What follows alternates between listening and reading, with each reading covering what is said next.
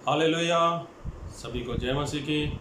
मैं अमरीक जॉय आज एक बार फिर मेरे YouTube channel Hindi Punjabi Bible study इस चैनल के ऊपर मैं आपका स्वागत करता हूं।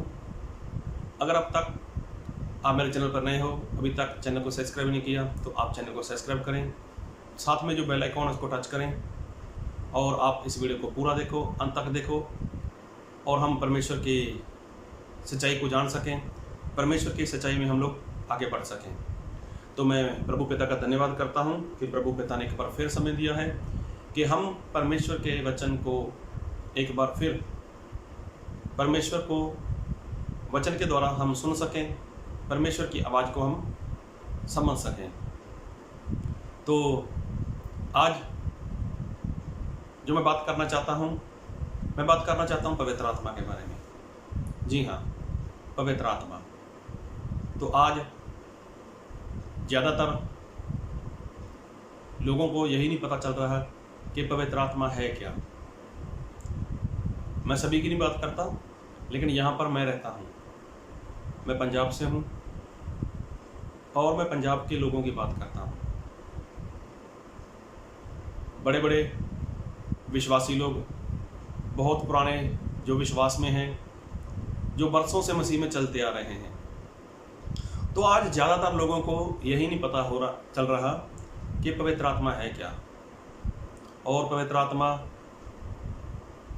कैसे मिलता है, किसको मिलता है, कब मिलता है, और पवित्र आत्मा का पता कैसे चलता है।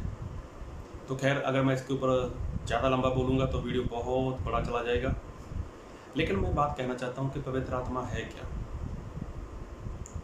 आज लोग बड़ी बड़ी मीटिंगों में जाते हैं, बड़ी सभाओं में जाते हैं, बड़े बड़े सेवकों के पास जाते हैं, तो क्या वहाँ पर बोल सकते हो कि पवित्र आत्मा है? सही में पवित्र आत्मा, ज़्यादातर लोगों का मानना है कि जो अन्य भाषा बोलते हैं, इसको बोलते हैं पराई भाषा। तो जो पराई भाषा बोलता है, ज़्यादातर लोग उसको बोलते हैं अरे ये तो पवित्र आत्मा से भरा हुआ है।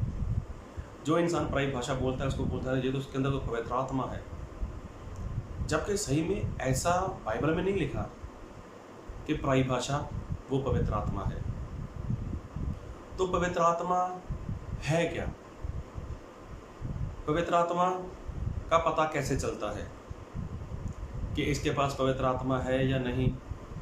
या फिर इंसान के द्वारा ढेर सारा चमत्कार हो, बीमार चंगा हो जाए, दुष्ट आत्मा निकल जाए, किसी को बच्चा नहीं हो रहा उसको बच्चे हो जाए, किसी की जॉब नहीं लग रही उसकी जॉब लग जाए,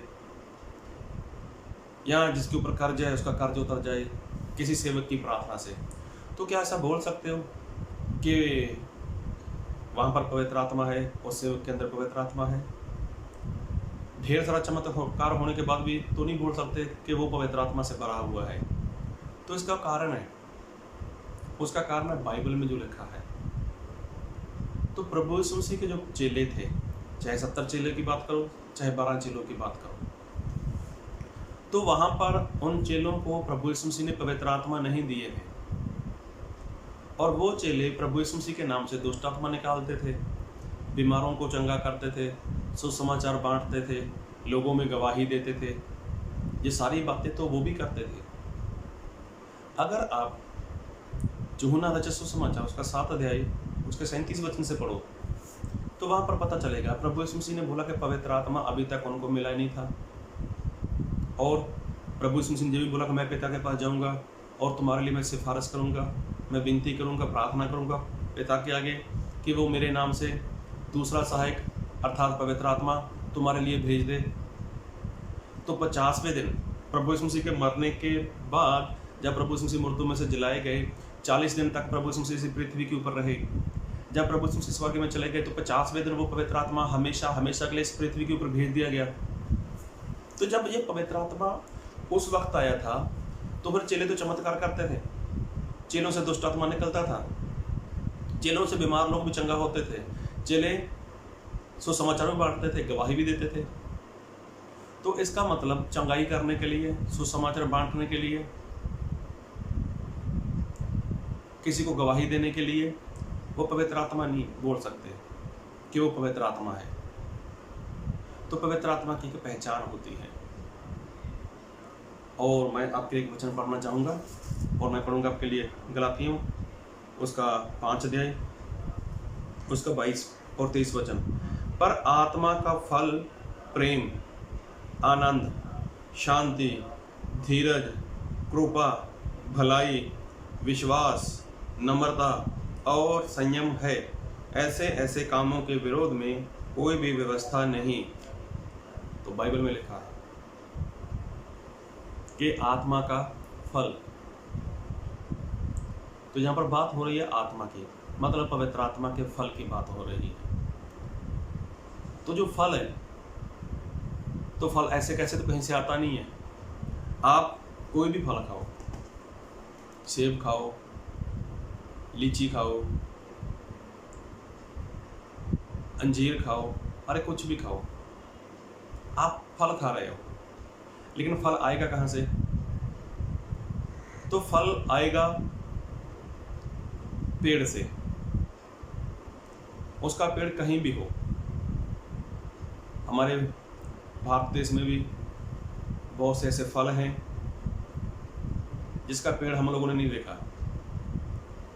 कई पेड़ तो ऐसे हैं कि वो बाहर से आते हैं, कई फल ऐसे हैं जो बाहर से आते हैं, तो उनका फल तो हमने देखा है लेकिन कभी पेड़ नहीं देखा। तो इसी रीति से जो पवित्र आत्मा है, पवित्र आत्मा क्या है? वो पेड़ है। पवित्र आत्मा पेड़ है। और बाइबल में एक वचन और पढ़ूंगा आपके लिए मैं पढ़ूंगा आपके लिए मत्ती उसका 12 अध्याय उसका 33 वचन।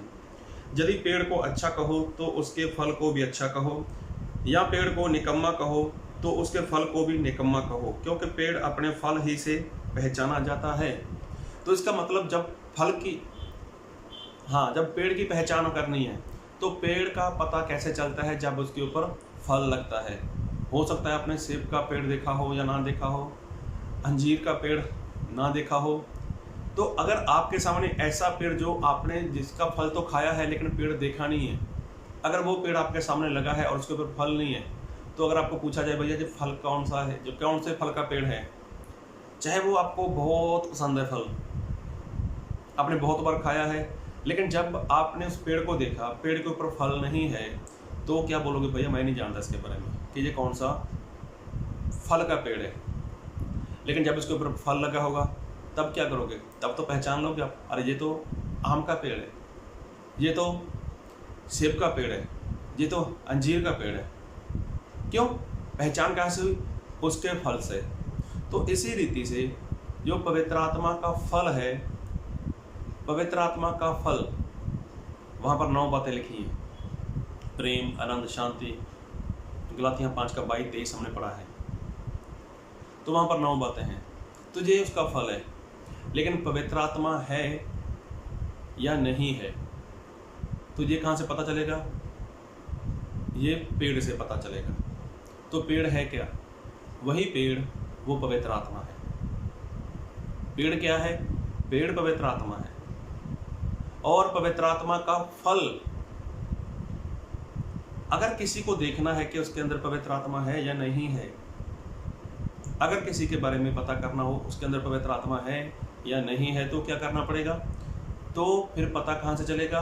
कि उसके फल से।